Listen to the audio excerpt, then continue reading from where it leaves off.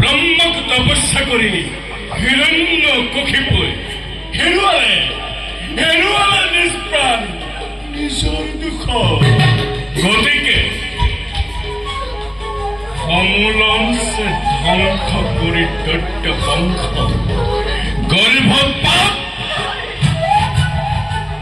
গৰ্ভপাত কৰি কায়া সুন্দৰী চিৰশান্তি চিৰহোক লভিব ইন্দ্ৰই।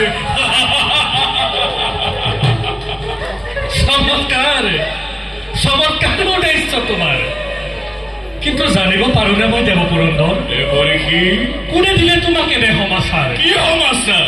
যাৰ যুগবল দেখি কোন সেইজন আজি হৰি নিজেই চিন্তিত। কোন সেইজন? এনেহেনে মহাশক্তি কি ইমান সহজে লীল যাবই ধৰাৰ মাধ্যমত?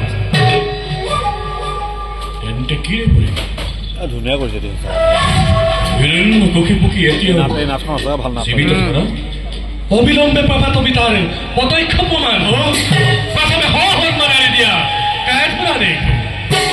আৰু তুমি জানানে, তুমি যাকে হৰণ কৰি চাবলেৰে তেওঁৰেই গৰ্ভত স্থিত হৈছে পৰম বৈষ্ণৱ ভগত ভগৱান।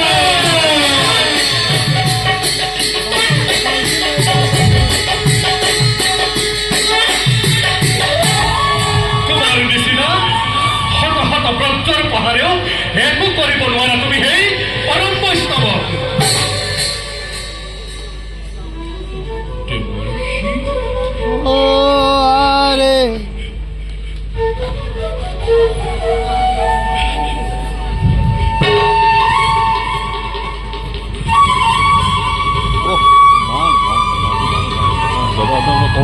করুণাময়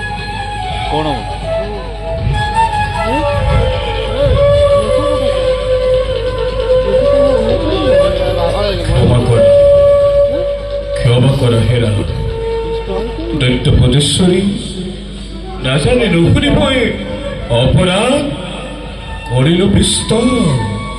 ক্ষমা করা দেবী, ক্ষমা করা মই করিস কাকুতি।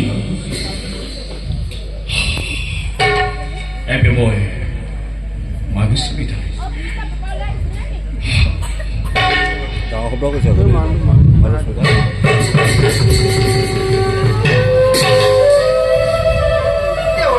দেবী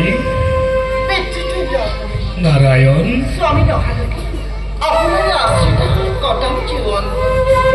দেবী নাহেবাৰে হিৰণ্য কক্ষিপুৰ থাকিবা তুমি মোৰ আশ্ৰমতে।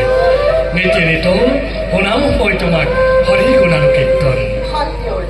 দেবী তুমি জানানে, তোমাৰ এই গৰ্ভত স্থিত হৈছে পৰম বৈষ্ণৱ ভগত ভাগৱত। দেবী তুমি ভগত মানেনো কি জানানে দেবী? আজি মই তোমাক শুনাম এই ভগত মানেনো কি। বহা দেবী।